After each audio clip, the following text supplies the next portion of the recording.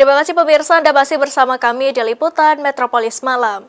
PT PLN Persero melalui PLN Unit Pelaksana Pelayanan Pelanggan atau UP3 Palembang kembali melaksanakan program Light Up the Dream dengan memberikan bantuan penyambungan listrik gratis kepada masyarakat.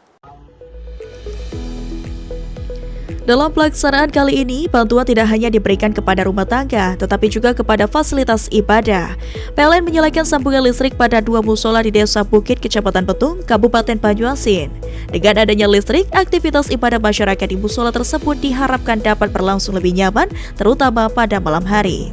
Selain itu, sebanyak 14 warga kurang mampu yang tersebar di 8 unit layanan pelanggan di wilayah kerja UP3 Palembang juga menerima bantuan sambungan listrik gratis melalui program ini.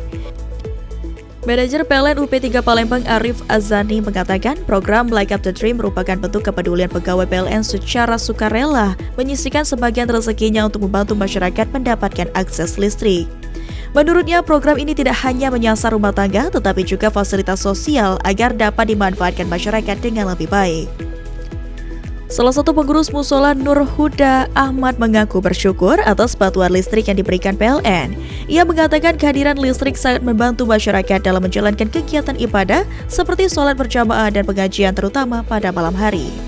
Melalui program Light Up the Dream, PLN berharap semakin banyak masyarakat yang dapat menikmati listrik secara mandiri serta mendukung aktivitas sosial dan keagamaan di lingkungan sekitar.